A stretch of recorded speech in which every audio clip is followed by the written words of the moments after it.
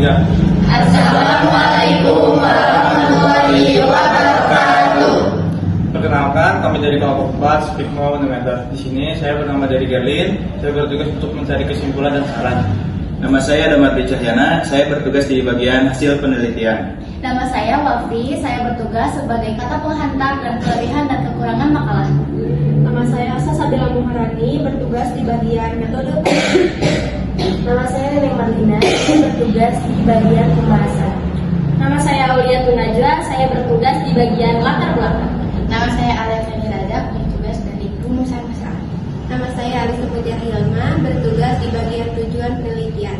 Nama saya Rian Nurasa, bertugas di bagian kapas.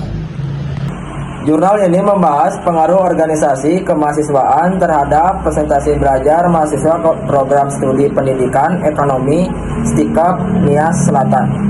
Saya berperan atau bertugas sebagai kata penghantar, dan di sini kata penghantar sendiri bertujuan untuk menganalisis seberapa besar pengaruh organisasi terhadap kampus dan keterlibatan mahasiswa dan memberikan manfaat besar bagi pengembangan diri mahasiswa sendiri. Terima kasih.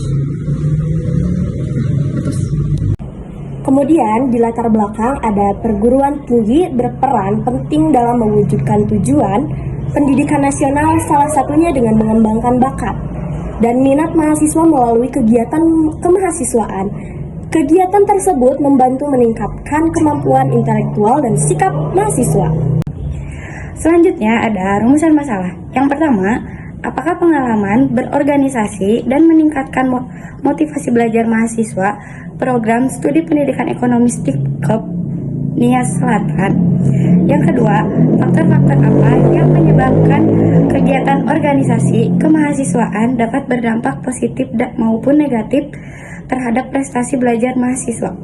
Yang ketiga, bagaimana kontribusi organisasi kemahasiswaan dapat membentuk sikap, disiplin, dan tanggung jawab mahasiswa yang berpengaruh terhadap prestasi belajarnya?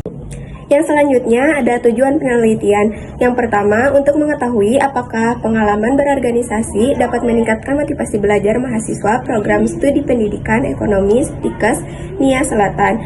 Yang kedua, untuk mengidentifikasi faktor-faktor yang menyebabkan kegiatan organisasi mahasiswa berdampak positif maupun negatif terhadap prestasi belajar mahasiswa. Yang ketiga, untuk menganalisis kontribusi organisasi kemahasiswaan dalam membentuk sikap, disiplin, dan tanggung jawab mahasiswa yang berpengaruh terhadap prestasi belajar mereka. Selanjutnya, metode penelitian.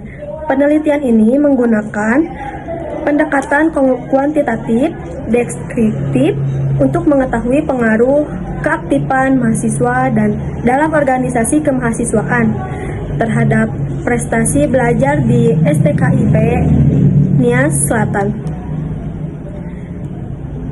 Sampel penelitian berjumlah 51 mahasiswa. Variabel bebas adalah keaktifan dalam organisasi kemahasiswaan, sedangkan variabel terikat adalah prestasi belajar yang diukur melalui IPK.